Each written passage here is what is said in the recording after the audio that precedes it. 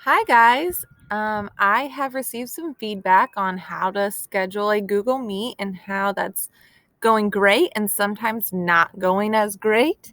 My screen looks a little bit different than some other people's screens, so we're going to try it a different way if you've been struggling.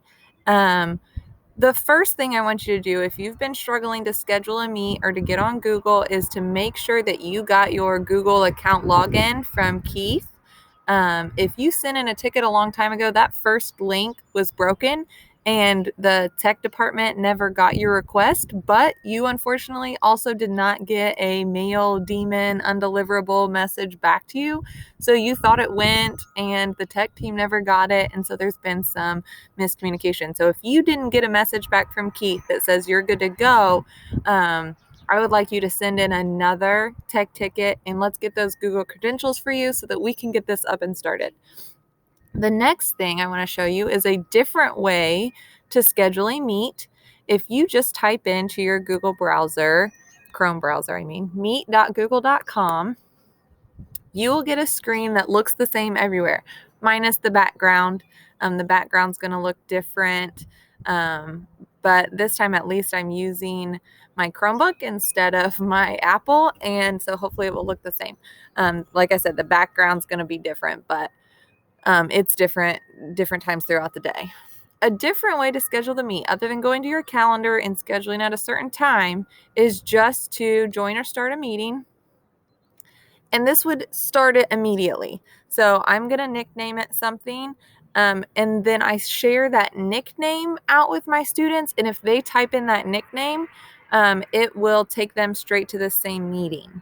So within our corporation, though, your nickname has to be different than other teachers, or you will all be in the same Google Meet. So what we would suggest is you to start with your building code. So at the high school, UCHS, and then your first initial and last name.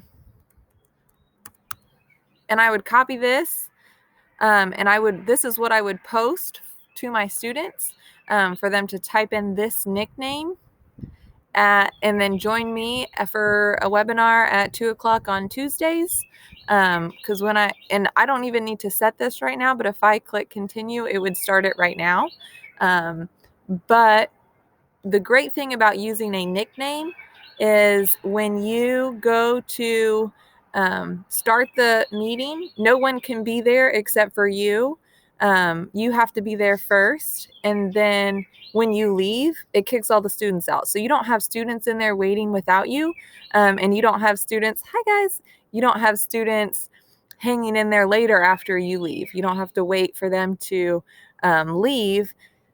Before you leave, you can just kick them all out by ending the session. So the nickname feature is really great.